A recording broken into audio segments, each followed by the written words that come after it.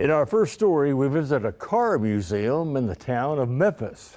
Well, not just any car museum. The Edge Motor Museum is dedicated to America's passion for cars that were fast and fun to drive. Well, you can find it just down the street from a legendary attraction. It's the undisputed birthplace of rock and roll. Nowadays, Sun Records Studio is a museum devoted to the musical magic that defined an era.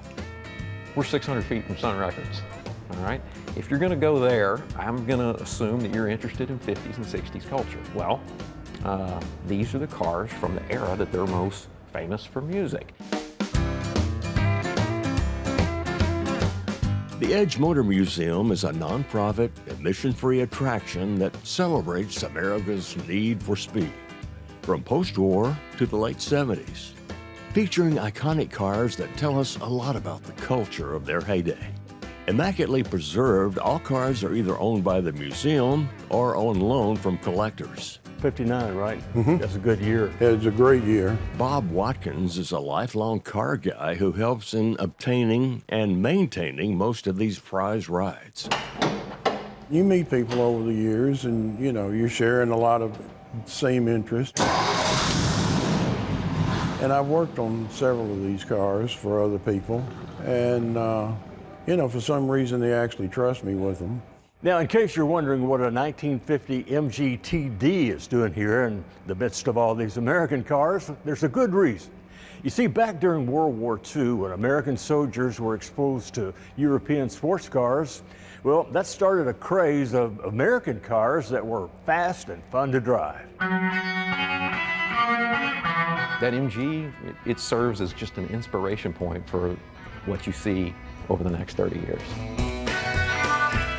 Among American sports cars, the 1949 Crosley Hotshot is considered the first.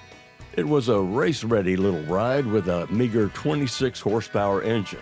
They were raced around the country before production ceased in 1952.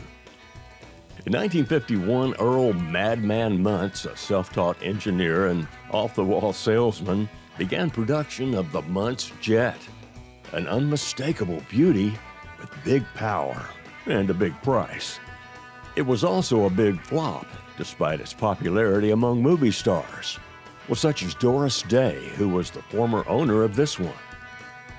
One of the rarest cars on the floor is this Kaiser Darren. Now, it was an expensive car for 1954 and only in production for a year. That despite having a beautiful design and some innovative features. The most outstanding thing about this car to me is the way the doors open. Nothing else I don't think ever has had doors like this. So they just slide into the front fenders. And now it's locked. And they're very, very easy to work. Very trouble-free. And it looks great, but it's really kind of awkward to get into. Wow. I don't think I can do it. I sure can't get out.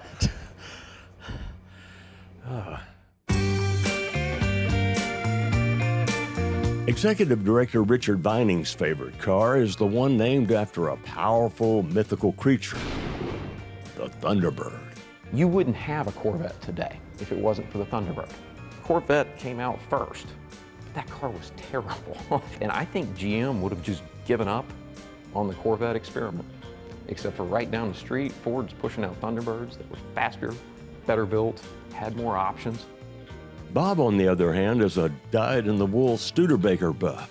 This 1963 Avanti was supposed to save the company brand, although lack of money and production faux pas got in the way.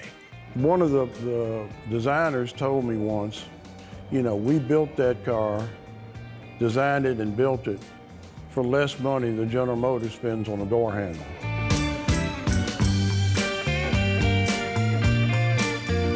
During the 1960s, with the exception of Corvettes like the split-window Stingray and the AMX Javelin, well, two-seat sports cars kind of lost favor in America. However, a legion of performance or muscle cars came along just in time to feed that need for speed. The 1969 Ford Talladega was basically a street-legal race car, and champion of numerous NASCAR events. Or what about the Dodge Challenger RT?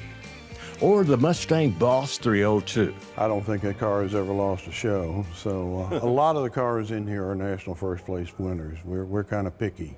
Visitors can take self-guided tours, while friendly, informed docents are always on hand to help. In this place, the story is the same, but the presentation will vary. We rotate in and out within this theme, okay? And so cars will be here for 3 months, 6 months. Others will be here for up to a year, and we'll do whatever it is to keep them happy.